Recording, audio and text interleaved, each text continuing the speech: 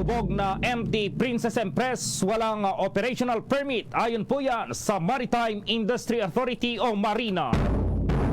Hirit ni Justice Secretary Remulla na mailipat sa Maynila ang mga pagdinig sa kaso ng pagpaslang kay Negros Oriental Governor Ruel Degamo, pinagbigyan ng Supreme Court. House Speaker Romualdez kinumpirmang nakipag-ugnayan na sa kanya si Representative Teves at inaming natatakot daw para sa kanyang seguridad at sa pamilya dahilan na ayaw pa nitong bumalik dito sa bansa. At itong si Pangulong Marcos Jr. kinumpirmang magtatayo ng cold storage facilities ang gobyerno sa mga fish ports sa buong bansa. Ang Philippine National Police sigirit na dumaan sa lehitimong proseso itong raid na ikinasa ng Philippine National Police Criminal Investigation and Detection Group sa ilang property po ni Representative Teves. Ang oil spill sa Mindoro posibleng umabot hanggang sa Puerto Galera sa Batangas. Ang Department of Justice pinakakasuhan na po sa korte itong suspendidong si Bureau of Corrections Chief Gerald Bantag matapos makita ng probable cause itong dalawang bilang ng reklamong pagpatay laban sa kanya. Kumpanya naman ng tumagas na langis sa karagatan ng Oriental Mindoro, walang ipinamahagi na tulong sa mga apektadong residente habang ang Department of Environment and Natural Resources pinagpapaliwanag ng isang mambabatas dahil sa mabagal na pamamahagi ng assistance sa mga apektadong residente ng massive oil spill sa Mindoro. Sa mainit pang balita itong pamilya naman ng napaslang na vice alcalde sa Cagayan, duda raw na may kaugnayan sa black sand mining. Itong motibo sa pagpatay. Sa ating international news naman, ang United States at South Korea sisimulan na ang pinakamalaking military joint exercise. At live nationwide via satellite mula sa Bonbon News Center Makati at ngayon sa retalye ng ating mga balita. Wala umanong karampatang mga permit para mag-operate itong MT Princess Empress na lumubog sa Oriental Mindoro na naging dahilan ng malawakang oil spill sa karagatan. Ang impormasyong ito ay isiniwalat ni Senator Cynthia Villar sa pagdinig ng Committee on Environment, Natural Resources and Climate Change sa Oriental Mindoro oil spill habang binanggit naman ang ulat ng insidente ng Maritime Industry Authority o Marina. Ayon kay Senator Villar, ang barko ay walang otoridad na maglayag sa anyo ng isang pag-amyenda po sa Certificate of Public Convenience o CPC. Rito na inisyu ng RDC o itong Real Marine Services. Ito ay upang patakbuhin ang MT Princess Empress sa domestic trade alinsunod na rin sa binagong mga implementing rules and regulations. Sa ilalim po yan ang Republic Act 9295.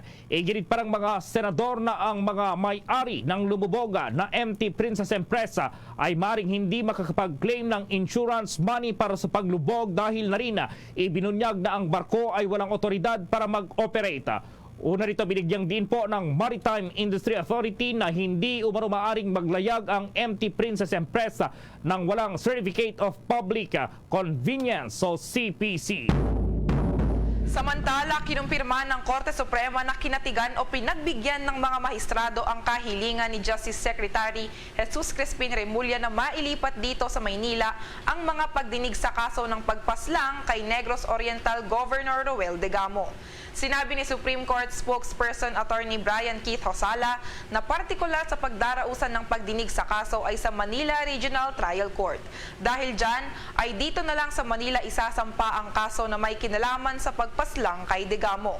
Samantala, hindi pa matukoy ng Department of Justice kung kailan ihahain ang kaso dahil sa kasalukuyan pang nasa Malacanang si Remulla para sa isang pakikipagpulong kay Pangulong Ferdinand Bongbong Marcos Jr.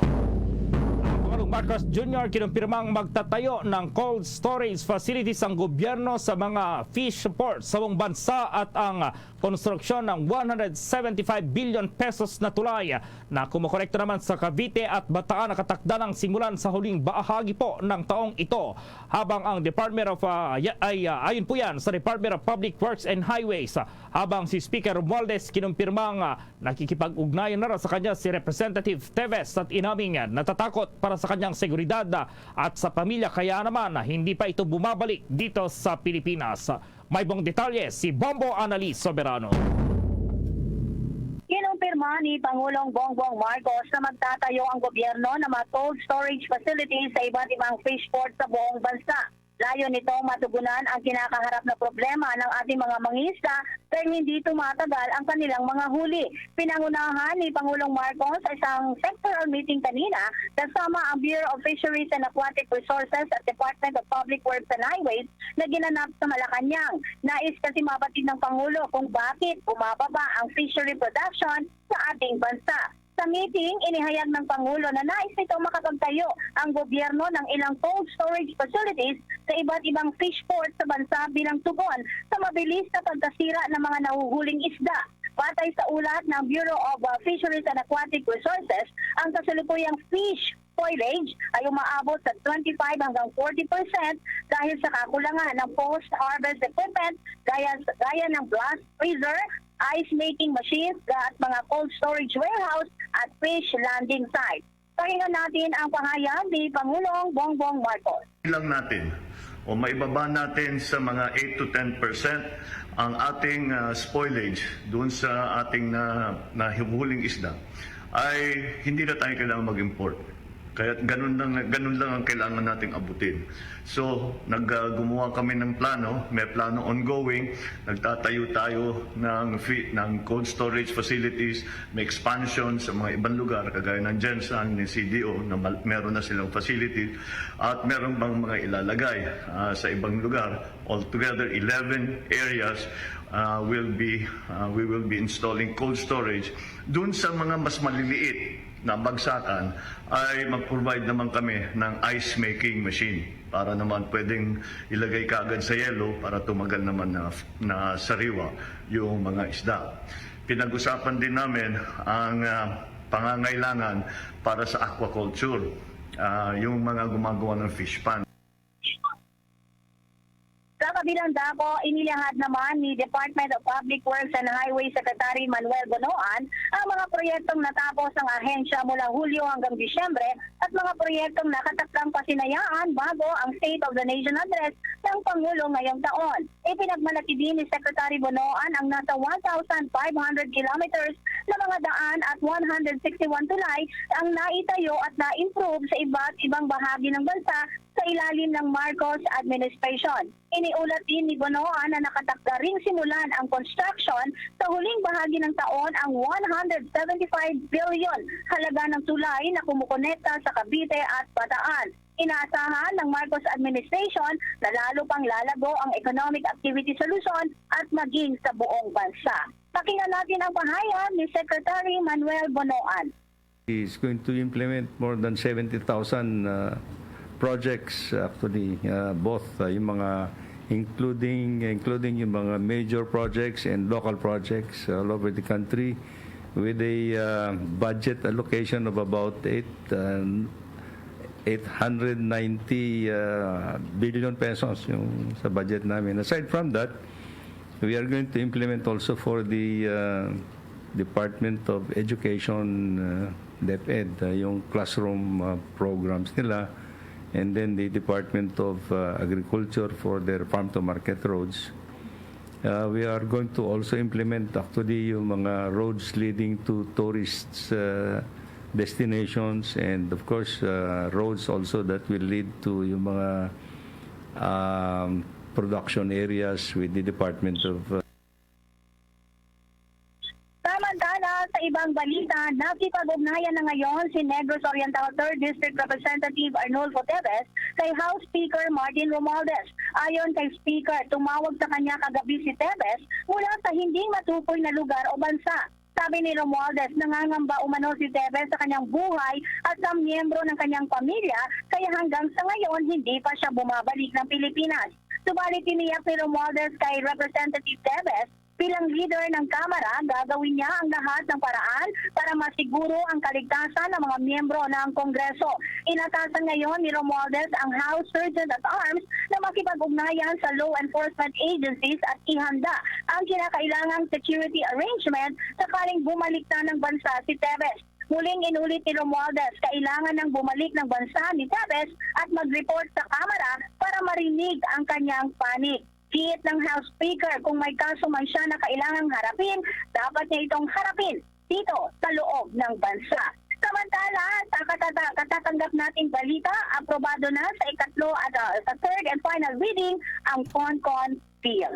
Bombo Amedy Montaño, soberano na buulat para sa Pambansang Radyo ng Pilipinas. Basta Radio, Bombo! Samantala, idudulog ng kampo ni Negros Oriental 3rd District Representative Arnolfo Teves Jr. sa Commission on Human Rights ang natatanggap umano ng kanyang pamilya na harassment mula sa public officials sa gitna ng mga isyu na kinasasangkutan nito na isa sa ikinanta ng mga suspect na utak umano ng pagpatay kay Governor Roel Degamo. Ayon kay Attorney Ferdinand Topacio, abogado ni Teves, maghahain sila ngayong araw ng complaint sa Commission on Human Rights laban sa pag-abuso at iba pang abuses sa karapatang pantao na ginawa laban sa mga biktima ng ikinasang raid. Matatandaan na noong nakalipas na linggo, nagsagawa ng raid ang mga otoridad sa 4 na properties na pagmamayari ng pamilya Teves sa gitna ng mga isyu na kinakaharap ng mababatas. Ayon sa kampo ni Teves, ang naturang raid ay hindi sumunod sa protocols kung saan planted lamang anya ang mga nakumpiskang armas sa kanilang properties. Inireklamo din ng isa sa mga naaresto sa raid na pinagbantaan siya at nakaranas ng physical abuse mula sa mga otoridad para tumistigo laban kay Teves. Tiniyak naman ni Atty. Topacio na ang kanilang ihahaing complaint ay dadaan sa oath o panunumpa ng mga testigo para magkaroon ng legal na basehan sa pag-asang maaksyonan agad ng Commission on Human Rights ang naturang issue. Matatandaan na ikinanta ng isa sa mga suspect sa pagpaslang kay Governor Degamo ng isang nagngangalang Congressman Teves ang utak-anya ng karumal-dumal na krimen. Bagamat una ring itinanggi ni Congressman Teves ang naturang paratang sa kanya. Tiniyak po ng Bankers Association of the Philippines na ang mga kaganapan sa ilang financial institution sa Amerika ay hindi makakaapekto sa ating mga bangko dito sa Pilipinas. Ito ay sa kadalihilanan pong diversified itong pinanggagalingan ng mga deposito ng mga bangko na kayang tugunan ang pangangailangan at serbisyong pinansyal ng mga customer. Ito ay mas pinagtibay pa ng kasalukuyang capital at liquidity ratios na higit sa requirements na hinihingi ng Bangko Sentral ng Pilipinas o BSP. Ang mga regulasyong isila sa katuparan ng mga bangko sa pamumuno po ng Bangko Sentral ng Pilipinas ang nagsisilbing sandigan upang kayaning harapin at tugunan ang anumang economic shocks maging ito ay pangyayari buhat pa rin sa ibang bansa. Patuloy na nakikipag-ugnayan ng Bankers Association of the Philippines sa Bangko Sentral ng Pilipinas at iba pang mga stakeholders upang maisakatuparan ang marami pang programa na magpapaigting at magpapalawig sa husay at kalidad ng ating mga bangko para sa patuloy na matatag at maasahang paghatid ng serbisyo po sa publiko. Kumuha naman tayo ng updates dahil ang Philippine National Police iginiit na dumaan sa lehitimong proseso ang raid na ikinasa ng Philippine National Police Criminal Investigation Detection Group sa ilang property ni Congressman Teves. May mga nakalap na impormasyon si Bombo Marlene Padiernos. Binigyang diin ng Philippine National Police na dumaan sa lehitimong proseso ang isinagawang raid ng Philippine National Police Criminal Investigation and Detection Group sa ilang property ni Negros Oriental 3rd District Representative Arnolfo Teves Jr. Ito ay matapos almahan ng kampo ni Teves ang naging pananalakay ng mga otoridad sa ilan sa kanyang mga ari-arian. Sa isang briefing ay sinuwalat ni Attorney Ferdinand Topacio ang counsel ni Congressman Arnolfo Teves ang ilan anya sa kanilang mga napansin noong isinagawa ng mga otoridad ang naturang raid, kabilang na rito ang ilang mga irregularidad tulad na lamang ng hindi pagsuot ng body cam ng mga pulis na nag-raid sa nasabing lugar at marami pang iba. Kaugnay niyan, narito ang bahagi ng pahayag ni Attorney Ferdinand Topacio, ang counsel ni Congressman Arnolfo Teves Jr. Hindi po in accordance with the accepted protocol ng pag-serve ng search warrant. Sabi ko nga, hindi ko tinatanggal sa huwes na mag-issue ng search warrant kung tingin niya may probable cause. Hindi ko tinatanggal sa ating mga kapulisan na mag-enforce ng search warrant kung merong valid warrant. Pero ito, ibang klase po eh. Dalawang waves ang team. Yung una dumating in full battle gear, napakarami, naka long arms, pumasok. In-exclude nila lahat ng occupants ng mga bahay na pawang mga babae, members ng Women's Brigade ni Congressman Teves at isang abogado. May video na nakalagay. Dyan lang kayo, huwag kayong susunod. Pumasok sila. Merong ebidensya na may dala-dala silang mga fully laden na mga bags, mga backpacks pagpasok. Hindi ba po yun yung search team? Ang pretext nila, isi-secure daw nila yung area, baka magbarilan. Paano magbabarilan? Mga matatandang babae yun. Sa kabila ng mga pahayag na ito ng kampo ni Teves, ay nilinaw naman ni Philippine National Police spokesperson Police Colonel Jean Fajardo na dumaan sa lehitimong proseso ang ginawang pananalakay ng mga tauhan ng nasabing hanay ng kapulisan. Dito ay binigyan diin ni Colonel Fajardo na sumunod ang nasabing hanay ng naturang kapulisan sa ipinapatupad na police operational procedures ng pambansang pulisya. Dagdag pa ng tagapagsalita witness sa isinagawang search warrant ang mga abogado ni Teves at mga barangay officials. Aniya, may suot ding body cam ang mga otoridad na kabilang sa mga nag-raid sa mga property sa Teves at kabilang din sa kanilang police operational procedure ang unang pagpapapasok ng Special Action Force at Mobile Force Battalion sa mga lugar na itinuturing na high risk o mga lugar na napaulat na mayroong mataas na kalibre ng mga armas. Isa sa mga bagay na hinahanapan ng kinakasyon ng kampo ni Teves. Kaugnay niyan, narito pa ang bahagi ng pahayag ni Philippine National Police spokesperson Police Colonel Jean Fajardo. We don't want to engage in a conversation or even arguments with Attorney Topacio. He is entitled to his opinion po at sabi nga po ng ating SILG kahapon, there is a proper forum doon po sa kanilang mga question with respect po doon sa implementation po ng warrant. Doon po sa kanyang allegation po na siya po ay hinaharas. Remember po, bago po nag-implement po ng search warrant at even bago po nag-apply ng search warrant po ay CIDG, ay meron po tayong isinampa na kaso relating to doon po sa 2019 murder incidents na nangyari po sa Negros Oriental kung saan may isa po tayo na witness na nagsasabing may alam po siya sa naging pagpaplano doon po sa tatlong insidente na yon noong 2019 at he was also the one who provided information na si Congressman Teves at iba pang mga malalapit sa kanya po ay meron po sa kanilang pag-iingat na mga Samantala, kaugnay nito ay tiniyak naman ni Atty. Topacio na magbabalik sa Pilipinas si Teves upang linisin ang kanyang pangalan sa kabila ng mga aligasyong kinakaharap nito ngayon kaugnay sa umunoy pagpatay kay dating Negros Oriental Governor Roel Digamo at iba pang issue sa murder noong taong 2019. Dagdagan pa natin ang pahayag ni Atty. Ferdinand Topacio, ang counsel ni Congressman Teves. Definitely, he intends to return to clear his name. However, in light of recent developments na nakikita natin that some elements, hindi ko nila lahat, alam ninyo, marami akong kaibigang mga pulis. Kaya lang, galing ako sa DILG, as some of you know. I was there for a year. I was assistant secretary. Alam naman natin ang kultura. Siyempre, pag may orders from above, you have to implement it.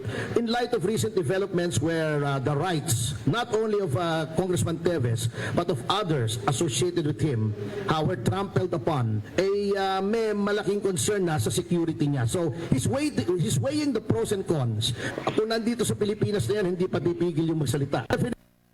Kung maalala, sumailalim na sa inquest proceedings sa harap ng mga state prosecutors ng Department of Justice ang 6 na tauhan ni Congressman Teves na naaresto ng mga otoridad sa nasabing raid noong March 10, 2023. Ayon sa Philippine National Police Criminal Investigation and Detection Group, isinampa ang reklamong paglabag sa Republic Act 10591 o ang Comprehensive Firearms and Ammunition Regulations Act at paglabag sa Republic Act 9516 o ang Law of Explosives laban kina Jose Pablo Guimarangan at Roland Agisanda Pablio. Habang na infringement naman sa Republic Act 10591 ang isinampalaban sa kanyang sekretarya si Hana May at Heracleo Sangasin Oray, Rodolfo Teves Maturano aka Jojo Maturan at Joseph Calcatan Maturan. Samantala, bagamat wala sa lugar sina Congressman Teves at Kurt Matthew Teves at gayon din si Axel Teves ng ikasanang mga otoridad ng naturang operasyon, ay sinabi naman ng naturang hanay ng kapulisan na sasampahan pa rin sila ng mga criminal complaint dahil sa paglabag sa nasabing mga Republic Act. Yan ay sa lalong madaling panahon. Una rito ay una na rin sinabi ng pambansang pulisya na handa silang bigyan ng kaukulang seguridad itong si Congressman Arnulfo Teves sa oras sa pagbalik niya dito sa Pilipinas para na rin matiyak ang kanyang kaligtasan sa kabilangan ng mga aligasyon sa kanya na ibinabato ng ilan sa ating mga kababayan. Bombo Gerald, Bombo Alaysa. Okay, Bombo Mars. Para sa Bombo Network News, ako po si Bombo Marlene Padiernos, nag-uulat para sa #1 and most trusted radio network in the country, Bombo Radio Philippines, Basta Radio. Bombo! Sa karagdagan pang mga balita, ikinababahala ngayon ng mga eksperto na posibleng umabot pa raw hanggang sa tourist destination na Puerto Galera sa Batangas po ang oil spill mula sa lumubog na MT Princess Empress sa Nauhan Oriental, Mindoro. Ayon kay University of the Philippines Marine Science Institute, Associate Professor Irene Rodriguez, base sa pagtaya na sa trajectory na oil spill, base po yan sa paghina ng hanging amihan at ang alo ng dagat ay umaakyat daw sa hilagang bahagi ng Oriental Mindoro itong oil spill. Yan naman, posible raw itong pumunta sa Puerto Galera, itong Calapan at ilang lugar doon sa Batangas. Posible raw itong makaapekto na sa ngayon sa Verde Island Passage at ito ay aabot sa Marso 15 hanggang sa Marso 16 sa Puerto Galera at Calapan. Sinabi naman ni Rodriguez na pwede pa rin namang mapigilan ang naturang oil spill ng mga local government units at maging dahilan ng damage sa mas maraming coastal communities sa pamamagitan ng treatment sa contaminated na tubig malapit sa source o kung saan nakakonsentrate ang oil spill. Ipinanukala rin ng mga local officials na gumamit ng in-sight burning o itong controlled burning ng langis habang ito ay nasa bahagi pa ng katubigan. Dagdag ni Rodriguez, kailangan ng Philippine Coast Guard na gumamit ng oil booms at skimmers para kontrolin ang oil spill. Naniniwala naman ang profesor na aabuti ng ilang taon para sa paglilinis po at malinisan ang karagatan mula sa lumubog na motor tanker na mayroon pong laman na 800,000 liters ng industrial oil. Para kay Rodriguez, sa mga local government units, payo nito na huwag ibaon ang makukuhang langis sa mga buhangin. Bombo Sports News. Itong Asian Jiu-Jitsu gold medalist na si Annie Ramirez na itala ang bagong record matapos talunin itong 3-time titleist. Wala naman sa bansang Kazakhstan at pareport ang Star FM Bacolod. Nakapagtala ng bagong record si Pinay Jiu-Jitsu Annie Ramirez matapos talunin si 3-time Asian champion Galina Duvanova ng Kazakhstan sa minus 57 kg finals ng 2023 Asian Jiu-Jitsu Championship sa Thailand. Sa eksklusibong panayam ng Star FM Bacolod kay Philippine Jiu-Jitsu player at dating judoka Annie Ramirez, inaasahan niya pa na maraming pagkakataon pa silang maghaharap ulit ni Duvanova ngayong taon. Masaya kasi nakabawi ako sa kanya galing sa pagkatalo ko last year sa World Games. So malaking advantage sa akin na from the start of the year na maganda yung pacing namin ulit kasi pangatlong beses namin nagkita since 2019. Then hopefully makontinue ko yung pagiging dominant sa kanya until matapos ng taon kasi marami pa kaming beses na magkikita sa mga palaro na parating.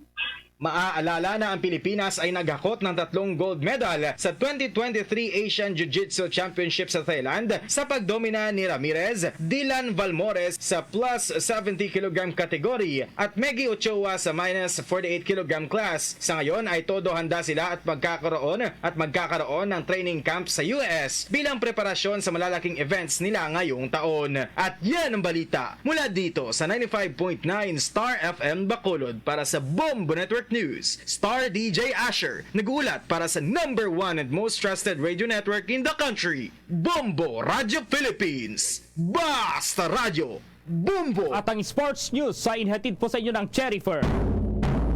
Sa iba pang mga balita, napigilan na ang pagkalat ng oil spill sa Antique mula sa lumubog na motor tanker sa Oriental Mindoro at maaaring hindi na makarating sa mainland ng lalawigan ayon sa isang opisyal ng lokal na pamahalaan.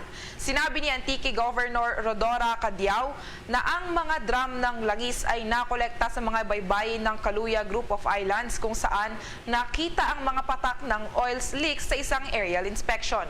Anya, sinusuri na ngayon ng lokal na pamahalaan ang pinsala ng oil spill sa mga isda, seaweeds at mangroves sa kanilang karagatan. Isinailalim ang Kaluya sa state of calamity matapos umabot sa karagatan nito ang pagtagas ng langis. Sinuspinde rin ang mga aktibidad sa pangingisda sa ilang isla ng naturang munisipyo. Kung matatandaan, ang Office of the Vice President ay nakiisa sa Department of Social Welfare and Development o DSWD sa pamamahagi ng emergency cash assistance sa mga apektadong residente ng Kaluya. Ito ay sa pamamagitan ng assistance to individuals in crisis situation at ang relief for individuals in crisis and emergency. Ang MT Princess Empress ay lumubog noong Pebrero 28 sa Nauhan habang may kargamentong 800,000 liters ng industrial fuel. Bukod sa Oriental Mindoro at Antique, umabot na rin sa Palawan ang malawakang oil spill.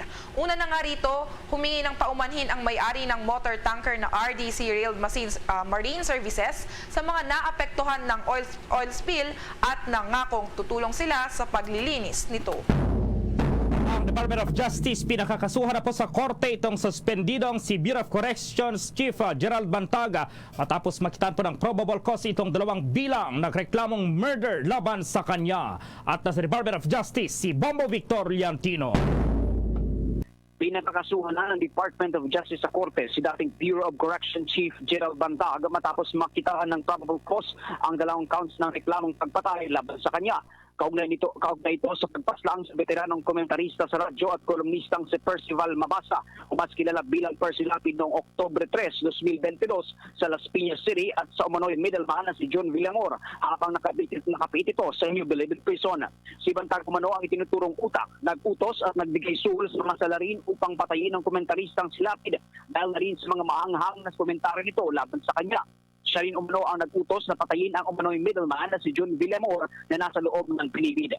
Batay sa resulta ng isinagawang autopsy report, lumalabas na namatay si Villamor matapos itong sukluban ng plastic sa ulo hanggang sa malagutan ito ng hininga. Kabilang sa nirekomenda ng Department of Justice sa sampahan ng kaso sa korte ay ang nag-awol na Deputy Security Officer ng Bucor na si Ricardo Sulweta.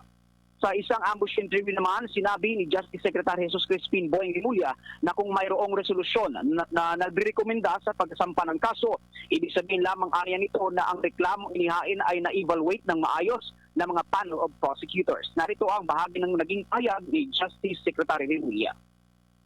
Evidence. I think that if there is a resolution for filing of a case, it's because the panel of prosecutors have evaluated the evidence and they believe it to be sufficient to convict a person charged with the crimes. By inducement, suhol, binuyo at sinuhulan na gumawa ng krimen. Binuyo at sinuhulan, nag-alok ng pera para gumawa ng trabahong masama ang mga salarin na pumatay sa mga tao. Sa investigasyon ay sinagawa ng Department of Justice prosecutors.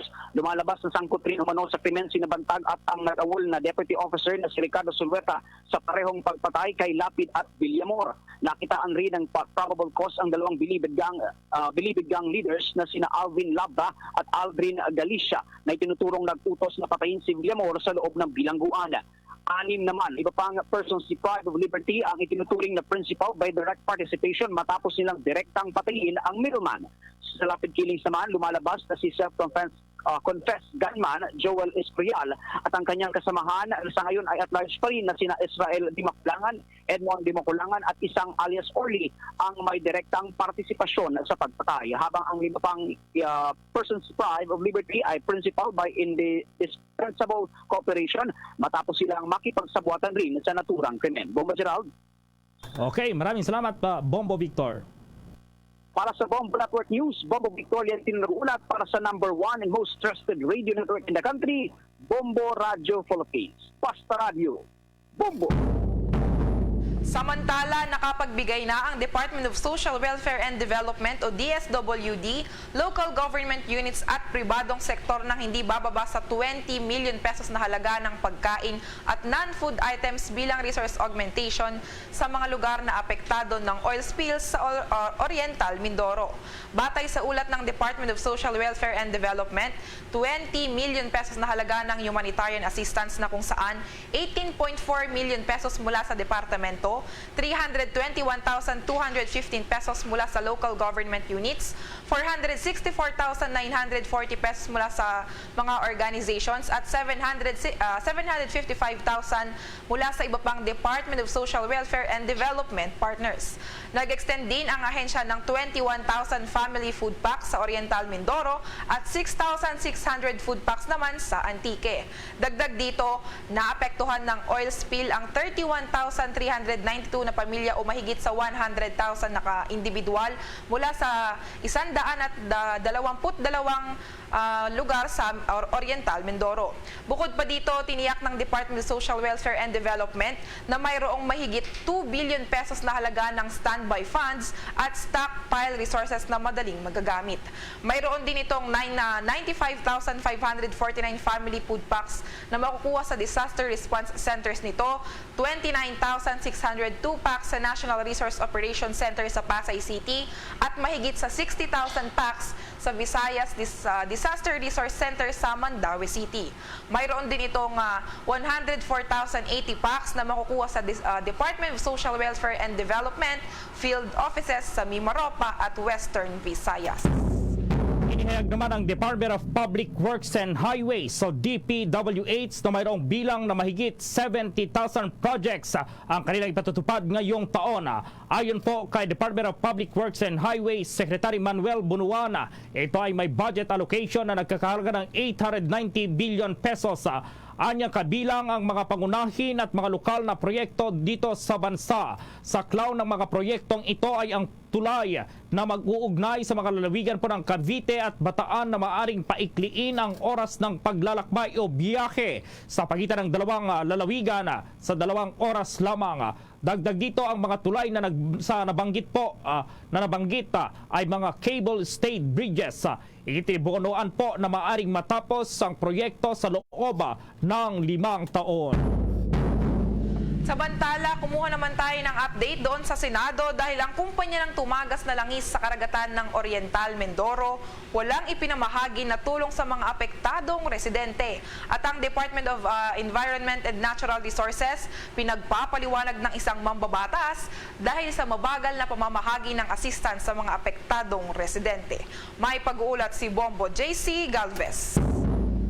Lumabas sa pagdinig ng Senate Committee on Environment, Natural Resources and Climate Change na pinamumunuan ni Senator Cynthia Villar na walang anumang tulong pinansyal na ipinamahagi ang kumpanya sa mga residenteng apektado ng matinding pagtagas ng langis dahil sa namubog na barko na MT Princess Empress sa karagatan ng Oriental Mindoro. Sa pagtatanong ni Senador Raffy Tulfo kay Oriental Mindoro Governor Homerlito Dolor, inalam ng mababatas kung naging mabilis ba ang pagtugon ng mga ahensya ng gobyerno sa problemang dulot ng oil spill sa mga apektadong residente. Agad naman na kinumpirma ng gobernador na 1 araw lamang ang pagitan matapos ang insidente, agad na nagpadala ng food packs ang Department of Social Welfare and Development o DSWD sa pamumuno ni Secretary Rex Gatchalian, subalit kulang pa rin anya ito sa kabuang 40,000 food packs na ipinadala dahil nasa 102,000 individuals o 20,465 na pamilyang apektado ng trahedya. Sinabi rin ni Governor Dolor na mabilis din ang pagtugon ng Department Department of Labor and Employment o DOLE kung saan agad silang nagkasa ng Cash for Work program na matatanggap ang sahod kada araw. Dagdag pa ng gobernador na kulang pa rin ito na ang dapat na nagpupuno ng pagkukulang ay ang kumpanya ng lumubog na barko. Kaugnay niya, narito pakinggan natin ang bahagi ng payag ni Oriental Mindoro Governor Humerlito Dolor. I am the local government unit local chief executive. But because there must be someone to take over and take responsibility for all of this, as father of the province, I take the initiative. Good enough, Madam Chair. The President has given the go signal to call any cabinet secretary. The following day, after March 3, Secretary Gatchalian was the first to confirm my request. Una pong dumating sa amin is 20,000 family food packs, which we have already completed distributing the first wave. And this is going to continue for the rest of 1 month. So dumating na po sa amin na food packs is more than 40,000. As of this moment, as I speak, Madam Chair, we have 102,000 individual Mindoreños who are directly affected by the oil spill, covering 20,465 families. Aside from the food packs that DSWD is distributing, although kulang po at kulang talaga, hindi po siya makukompleto. At yan ang bahagi ng payag ni Oriental Mindoro Governor Humerlito Dolor. Dahil dito, kinwestiyon ni Tulfo ang kumpanya na lumubog na barko na RDC Real Marine Services kung may naibigay ba silang tulong pinansyal sa mga apektadong pamilya ng oil spill. Dito ay namin ni Fritz City, ang Vice President ng naturang kumpanya, na wala pa silang naibigay na tulong pinansyal sa mga residente, subalit nagpaplano sila ng kahalintulad ng Cash for Work program. Paliwanag pa ni T na sa ngayon ay nakatutok sila sa paglilinis ng oil spill na kinumpirma naman ni Governor Dolor na walang cash assistance na binibigay sa mga apektadong residente ng oil spill. Narito pakinggan natin ang bahagi ng pagpapaliwanag ni Fritz City, ang Vice President ng RDC Real Marine Services at owner ng MT Princess Empress sa pagsisiyasat ni Senator Raffy Tulfo. Dun sa Cash for Work, ang ano po yung Harbor Star na in charge sa shoreline cleanup ay magkakaroon din po ng ganong klaseng programa para po sa ating mga kababayan na apekto ng oil spill. Samantala, pinagpaliwanag naman ni Senator Raffy Tulfo ang Department of Environment and Natural Resources o DNR dahil sa mabagal na pag-aksyon at pamamahagi ng assistance sa mga apektadong residente na nangyaring oil spill sa Mindoro. Ayon sa DNR, simula Marso 3 hanggang ngayon ay nakikipagtulungan ng kanilang ahensya sa Department of Social Welfare and Development para maipamahagi na ang tulong. Tanong ni Tulfo kung kailan anya lalabas ang pondo at ilang araw nang nagugutom ang mga mangingisda. Git pa naman babatas, sa unang araw na nangyari ang trahedya na ito, dapat na agarang umaksyon ng DENR at inisip ang nawalang kabuhayan ng mga residente sa Oriental Mindoro. Samantala, sa ibang balita naman, inihain ni Senate President Juan Miguel Zubiri ang Senate Bill number 2002 o ang across-the-board wage increase of 2023 na naglalayong dagdagan ng 150 pesos ang sweldo ng mga manggagawa sa pribadong sektor sa lahat ng rehiyon sa bansa. Sinabi ni Zubiri na ang disenteng buhay ay may disenteng sweldo. Kung mga manggagawa niya ay patuloy ang pagtatrabaho, subalit hindi pa rin makayanang bayaran ng renta, mga bill at basic necessities, ay nangangahulugan ito na malaking problema. Sa Senado niya ay naresolba na nila ang collective bargaining ng mga union ng empleyado at itinaas ang benepisyo alinsunod sa tumataas na halaga ng mga gastusin. Ang panukalang wage hike niya ay sasaklaw sa buong pribadong sektor, agricultural at non-agricultural, kahit ano pang halaga ng kapital ng mga kumpanya at bilang ng empleyado. Sa ngayon, ang National Capital Region ang may highest daily nominal wage rate na 570 pesos, habang pinakamababa naman sa Bangsamoro Autonomous Region in Muslim Mindanao na 360 pesos. Habang tumataas ang gross domestic product, dapat ding matiyak na maramdaman ng taong bayan ang paglago ng ekonomiya. Para sa Bombo Network News, ako si Bombo JC Galvez, nag-uulat para sa number 1 and most trusted radio network in the country, Bombo Radio Philippines. Basta Radio, Bombo! Ipinagutos na po ni Pangulong Ferdinand Bongbong Marcos Jr. itong paglalagay nga ng mga konstruksyon ng costa ng fish ports sa mga coastal provinces dito sa bansa. Ito isa hanong kinaharap ng mga mangingisdang Pinoy. Ginawa nga ng Pangulo itong naturang direktiba kasabay ng meeting doon sa Malacanang. Inatasan po ng Pangulo itong concerned agencies na iprioridad ito para mapataas itong kapasidad at matulungan matulungan itong mga mangingisda dito pa rin sa ating bansa. Samantala muna, iniulat naman ng Telecommunications Commission na naobserbahang nabawasan itong text scam related complaints na nakitang resulta mula sa isa batas na at naipatupad na po itong SIM Registration Act. Ayon po kay National Telecommunications Commission Legal Branch Officer in Charge, Attorney Andres Castelar Jr., na agad nakita ng komisyon na simula nang naipasa bilang batas ang SIM registration ay mabilis na bumaba po sa 100 itong reklamo kada araw ang kanilang natanggap mula sa dating 1,500 complaints. Base sa huling datos noong Marso 9 ngayong taon, nakapagtala ang mobile telecommunications service providers ng 42.7 million. Ito pa'y matagumpay na nakapagparehistro na ng SIM cards. Tumbas ito ng 25.24% ng kabuang 168 million na active subscribers sa buong bansa. Samantala, pinaplano naman ng Department of Information and Communications Technology na palawigin pa itong deadline ng SIM registration ng lagpas Abril 26 dahil sa ilang subscribers na hindi pa nakapagtala ng isang buwang deadline. Samantala pa itong online complaint na isumbong mo kay Chief QR Code inilunsad ng Land Transportation Office ngayong araw. At ma-report si Bombo Chill Emprido. Inilunsad ng Land Transportation Office ngayong araw ang online complaint na isumbong mo kay Chief QR Code na isang online feedback complaints form kung saan maaaring makapag-abot ng reklamo ang publiko maging ang kanilang suggestions gamit lamang ang cellphone. Ayon nga kay Land Transportation Office Chief Assistant Secretary J.R. Tugade, kailangan lamang nilang i-scan ang QR code gamit lamang ang cellphone at lalabas ang isang survey form kung saan ilalagay ang mga detalye na direktang mababasa ng Land Transportation Office Chief para maiparating sa mga hepe ng iba't ibang distrito ng ahensya. Ating pakinggan ang pahayag ni Land Transportation Office Chief Assistant Secretary J.R. Tugade. Para ma-digitalize po yung paghingi ng feedback at pagtanggap po ng reklamo sa mga nagtatransact po with LTO. Ito po gagawin natin today ay isang pagtunay na kami po sa LTO ay committed not only to digitalizing, not only to making transactions with LTO simpler, easier, and more convenient, but also committed po kami to hearing the public. So ito po yung isang paraan for us to make it easier for the public to let us know your concerns, kung saan po kami makakatulong. Isa rin po ito pong ginagawa namin na ito, isa pong paraan para po ma-improve po namin ang customer service namin. Alam po namin sa LTO na medyo meron po kaming pagkukulang at malaki pa po ang aming kailangan i-improve pagdating po sa customer service namin. Samantala, may option rin sa survey form hinggil sa kung ano ang pakay ng reklamo tulad ng mabagal na serbisyo, masungit na empleyado at hindi maayos na facility ng Land Transportation Office maging ang mga fixer na nakapaligid sa opisina nito. Layunin rin ng programa na ito ang mas mabilis na transaksyon lalo na't porsigido na ang itinutulak ng ahensya ang digitalization sa buong bansa. Para sa Bombo Network News, ito si Bombo Chill Emprido nag-uulat para sa #1 and most trusted radio network in the country. Bombo Radio Philippines, Basta Radio. Bombo!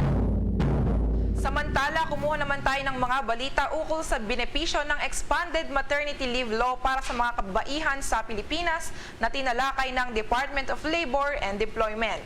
May pag-uulat si Bombo Kelly Cordero. Tinalakay ng Department of Labor and Employment ang ilan sa mga dagdag na benepisyo ng mas pinalawak na maternity leave law para sa mga female workers. Ayon kay Labor and Employment Officer Pauli Grace Ong, ilan sa mga pagbabago sa ilalim ng Republic Act 11210 o ang mga panuntunan para sa pag-avail ng pinalawak na maternity leave ay ang pagbibigay ng 105 paid days para sa panganganak, anuman ang paraan, mapanormal man ito o cesarean. At ang karagdagang 15 days kung ang babaeng manggagawa ay kwalipikado bilang solo parent sa ilalim ng Republic Act No. 8972 o Solo Parents Welfare Act. Ilan pa sa mga nabanggit ay ang sitwasyon naman niya ng miscarriage o o emergency termination of pregnancy. Kung dati ay 60 days, ganun pa rin naman daw ito sa kasalukuyang batas. Kaugnay niya narito at pakinggan natin ang bahagi ng pahayag ni Pauli Grace Ong, Labor and Employment Officer. So, ilan po sa mga pagbabago naman ng expanded maternity leave law ay ang pagpapalawak ng leave benefit na maaaring ma-avail ng isang babae. Ngayon po, under the expanded maternity leave law, regardless na po kung ito po ay normal delivery or cesarean, ito po ay 105 days na po. Aside from that po, kung ang ating abailee is a qualified solo parent, siya po ay maaari ring mag-avail ng karagdagang 15 days of maternity leave o kabuuan na 120 days. Sa sitwasyon naman po ng miscarriage o emergency termination of pregnancy, pareho lang po ito. So kung yung dati po natin 60 days pa rin po siya sa ating kasalukuyang batas naman. Samantala, isa pa sa pinagkaiba sa dating umiiral na batas hinggil sa maternity leave ay ang monetary aspect ng nasabing leave. Ayon kay Ong, kung dati ay nakakatanggap lang ang female workers ng equivalent ng kanilang daily cash allowance mula sa Social Security System o SSS, dito raw sa expanded maternity leave, full pay na ang matatanggap ng trabahador. Ang ibig daw sabihin ng full pay ay may dalawang aspeto. Ito raw ay ang matatanggap ng female worker mula sa SSS o Social Security System maternity leave benefits o yung daily cash allowance. Ang pangalawa naman ay ang salary differential o ang difference ng supposedly matatanggap na sahod ng empleyado doon sa maternity leave kung siya raw ay magtatrabaho as against naman aniya sa actual benefits na marireceive ng Social Security System. Sa usapin naman kung sino-sino ang mga makikinabang sa ilalim ng nasabing batas, ang mga babaeng manggagawa daw mula sa pampublikong sektor kasama ang mga female national athletes ay maaaring makapag-avail ng maternity leave benefits. Bukod pa rito, kahit daw mga kababaihan na kabilang sa informal sector at voluntary contributors ng SSS ay makakapag-avail din ng naturang benepisyo. Kailangan lang anya alalahanin na hindi porket covered ang mga nabanggit ay automatikong qualified na sila sa benefits. Meron daw kasi anya tayong tinatawag na qualifying conditions. Una, ang kwalipikadong trabahador ay dapat may at least 3 monthly contributions sa loob ng 12 months period bago pa ang pag-apply sa naturang leave. Pangalawa, kung ito ay may employer, kailangan lang anya makapagbigay ng abiso ng kanyang kondisyon na siya ay buntis at kung kailan ang inaasahang araw ng panganganak. Nang tanungin naman kung ilang beses lang pwede mag-avail ng maternity leave ang isang babae, ayon sa Department of Labor and Employment, walang limit ang mga nabanggit na benepisyo kung kwalipikado ang empleyado na gagamit ng maternity leave. Para sa Bombo Network News, Bombo Kelly Cordero nag-uulat para sa #1 and most trusted radio network in the country, Bombo Radio Philippines, Basta Radio. Bombo! Oil spill sa Kaluya, Antique, kontrolado na raw ayon sa local government unit. At may update ang Bombo Radio Kalibo. Kontrolado na ang oil spill na umabot sa Kaluya, Antique mula sa lumubog na oil tanker sa Oriental Mindoro. Ayon kay Mr. Kier Domingo, Public Relations Officer 2 ng lokal na pamahalaan ng Kaluya, na wala nang napabalitang pagkalat ng langis sa iba pang bahagi ng coastal area sa lugar. Namonitor ang oil spill sa mga baybayin na sakop ng Sitio Sabang, Barangay Tinugbok, Liwagaw Island, Barangay Sibulo at Sitio Tambak sa Barangay Simirara sa Kaluya. Upon meeting the DNR and the DOH, wala naman pong reported na nagdagan yung area na affected ng oil spills. Unti-unti nang nakocontain natin yung langis na nakarating dito sa Simirara at saka sa Sitio Liwagaw. Kasi wala naman pong reported po yung LDRRMO na merong another area na naapektuhan. Si Kier Domingo, Public Relations Officer 2 ng LGU Kaluya. Habang nagpapatuloy pa sa ngayon ang pagbabayanihan ng mga residente, Philippine Coast Guard at ipapang kaukulang ahensya ng gobyerno upang malinis ang mga tumagas na langis, gayon din ang paggawa ng mga improvised oil spill bomb. Nagpadala na umano ang Kaluya LGU ng mga drum at containers na paglalagyan ng nakolektang mga langis. Araw-araw rin umanong nagsasagawa ng assessment ang Department of Environment and Natural Resources o DNR sa pinsala sa karagatan ng oil leak at maaaring makapalabas ng post-evaluation report sa susunod na mga araw. Batay sa record, 10 pamilya ang inilikas mula sa mga apektadong lugar dahil sa masangsang na amoy. Ang MT Princess Empress ay lumubog na may kargang 800,000 liters ng industrial fuel oil habang naglalayag sa maalong karagatan ng Nauhan sa Oriental Mindoro noong Pebrero 28. Ongoing po yung clean up ng Philippine Coast Guard. Hanggang ngayon po sir, patuloy pa rin pong gumagawa ang every barangays ng oil spill boom, and other improvised oil spill boom was already deployed with proper coordination to the Philippine Coast Guard and LDRRMO sir. 10 families po yung reported evacuees sir. Si Kier Domingo, Public Relations Officer 2 ng LGU Kaluya, sa dagdag na pahayag. Para sa Bombo Network News, mula rito sa Bombo Radio Kalibo, Bombo Michael Alano nag-uulat para sa #1 and most trusted radio network in the country, Bombo Radio Philippines. Basta Radio, Bombo! Sa iba pang mga balita, ang pamilya ng napaslang na vice-alkalde sa Cagayan, duda na may kaugnayan sa black sand mining ang motibo sa pagpatay. May mga nakalap na impormasyon ang Bombo Radio Tugigaraw. Duda ang pamilya ng pinaslang na vice-alkalde ng bayan ng Apari, Cagayan na may kaugnayan sa black sand mining ang pananambang kay Vice Mayor Romel Alameda at sa 5 niyang kasamahan sa Bagabag, Nueva Vizcaya noong Pebrero 19, 2023. Sinabi ni Beth Alameda may bahay ni Vice Mayor Alameda na wala namang black sand mining sa bayan ng Apari. Reaksyon nito ni Ginang Alameda sa pahayag ni PNP Chief General Rodolfo Azurin na isa sa lumalabas na motibo sa pagpaslang kay Alameda dahil kilala siya na kritiko ng black sand mining operation dito sa Cagayan. Sinabi ni Azurin na lumalabas sa investigasyon ngayon na may business rivalry dahil sa black sand mining kung saan ibinebenta ang black sand sa mga Chinese na marin umanong tinututulan ni Alameda. Gayunman, sinabi ni Ginang Alameda na naniniwala pa rin sila na politika ang dahilan ng pagpaslang sa kanyang asawa at hindi dahil sa black sand mining. Sa ngayon ay wala pang ibinibigay na impormasyon sa kanyang mga otoridad ukol sa update ng ginagawang investigasyon sa pagpaslang sa kanyang asawa. Hanggang ngayon po, umahasa po kami na sana matapos ng investigasyon. Sa totoo lang po, nangangamba din po kami ngayon sa aming seguridad. Hindi po namin alam kung anong mga binabalak din ng mga may pakana ng... Isa lang po ang alam kong motibo. Politika lang po. Wala na po.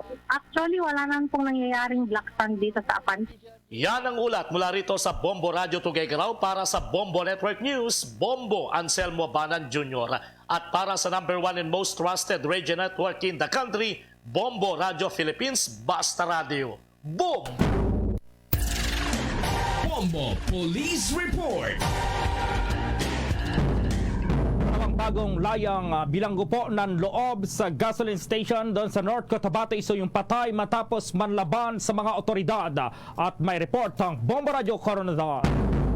Nasawi ang isang dating bilanggo abang arestado naman ang kasama nito matapos na manlaban sa mga otoridad sa isinagawang hot pursuit operation dahil sa pagtangay ng pera sa isang gasoline station sa Mlang, North Cotabato. Ito ang kinumpirma ni Police Lieutenant Colonel Rialan Mamon, hepe ng Mlang Municipal Police Station sa panayam ng Bombo Radio Coronadal. Kinilala ang nasawi na si alias Jason Cordero, dating bilanggo at may kasong robbery. Habang ang arestong kasama nito ay si Joey Plamer alias Rex Recabo, 38 anyos na residente naman ng sitio Pinggoy, Barangay Kulonggulo, Sorala, South Cotabato at nakulong sa South Cotabato Provincial Jail dahil sa kasong panggagaasa. Ayon kay Mamon, binawian ng buhay si Cordero matapos na makipagbulan at makipagbarilan sa pulisya sa kabaan ng Purok Maharlika, Barangay Bagontapay, Mlang, Cotabato. Habang naaresto naman si alias Rex Recabo sa isinagawang Oplan Shield o lockdown sa kabaan na National Highway sa Barangay Bagontapay sa nabanggit na bayan.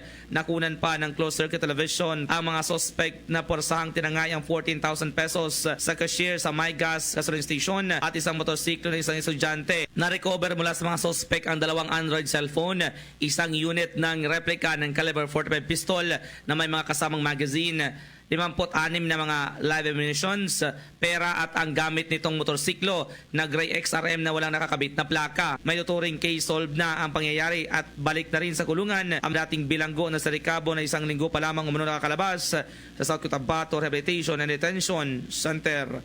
Ang tinig ni Police Lieutenant Colonel Rialan Mamon, ang hepe ng Mlang Municipal Police Station. Ito sa may Brook Trees, Barangay Pag-asa, Mlang Cotabato, in a rubber plantation. So, nagkaroon ng exchange of fire and then or armed confrontation between the fleeing suspect and the responding PNP personnel.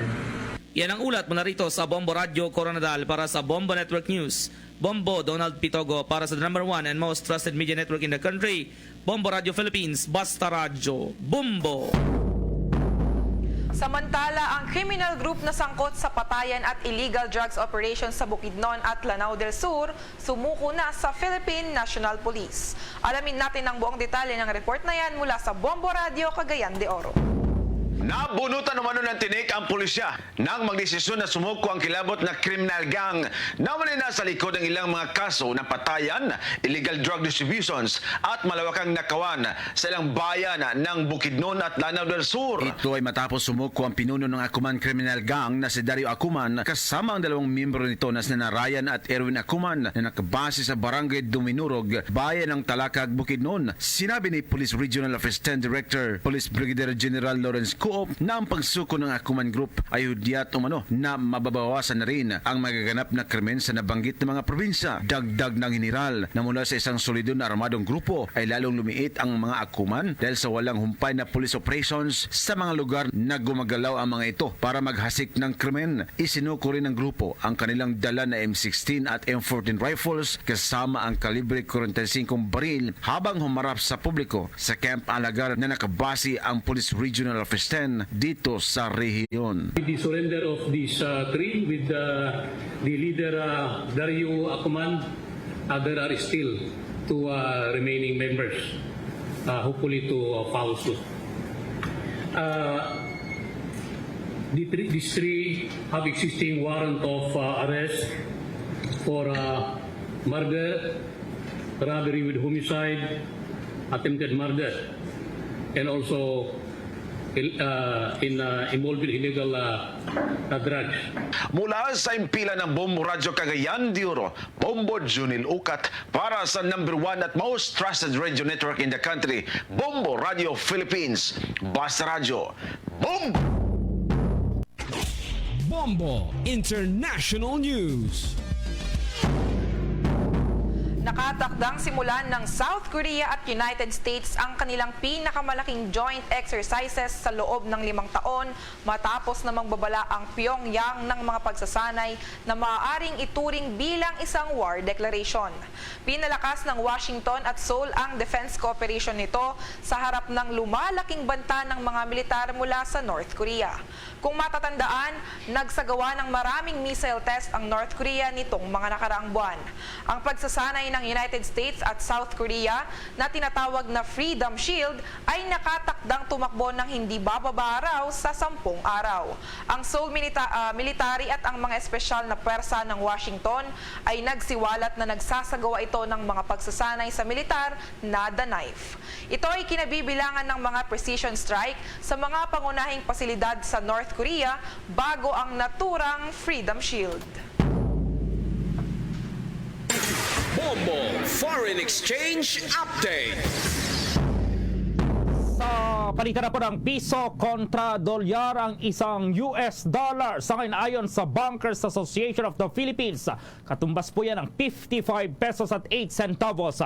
Para naman sa ibang currencies, ayon sa Bangko Sentral ng Pilipinas o BSP, ang isang Hong Kong dollar sarado 7 pesos, ang Singaporean dollar 40 pesos at 77 centavos, ang Saudi Arabian Rial 14 pesos at 62 centavos, habang ang euro ay 58 pesos at 93 centavos. The Bombo Foreign Exchange Rate Update is brought to you by Queen City Development Bank. Mga kabombo Caster Nation, bilang kapalit po ng dating Horacio Imperata, narito ang Litany of Gratitude after COVID-19 pandemic. Nagmula po ito sa Catholic Bishops Conference of the Philippines.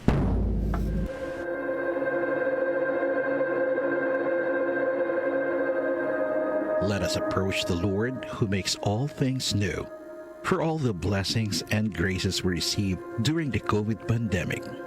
After every petition, let us say together, Thanks be to God. for reminding us the fragility of life, shielding us when no one else dared to shelter us, and opening our minds to what is really essential. Let us thank the Lord. Thanks be to God.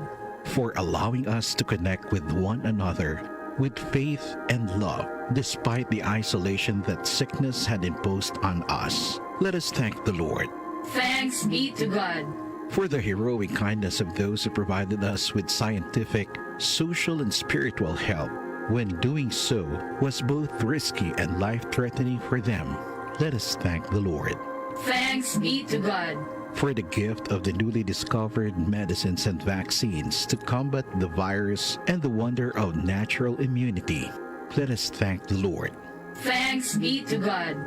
for the gift of assuring presence when we were anxious and distressed, depressed and lonely, and impatient during the pandemic. Let us thank the Lord. Thanks be to God. Let us pray. Loving God, no thought of ours is unknown to you. No tear we shed is unimportant to you. No joy we celebrate is alien to you. You entered our world of sickness, suffering, and death, and you know the fears we face. Accept our thanksgiving for your provident love during the COVID-19 pandemic. As you wept at the death of Lazarus, breathe the breath of life everlasting on all those who died from the coronavirus. You have turned our fears into joy, and for this we thank and praise you. To you be glory now and forever. Mary, help of Christians. Pray for us. Saint Michael, the Archangel. Pray for us. San Roque. Pray for us. Luzon, Visayas at Mindanao maging sa buong mundo, yan ang kabuuan ng Bombo Network News Evening Edition. At live nationwide via satellite mula sa Bombo News Center Makati para sa #1 and most trusted radio network in the country, Bombo Radio Philippines. Basta Radio Bombo!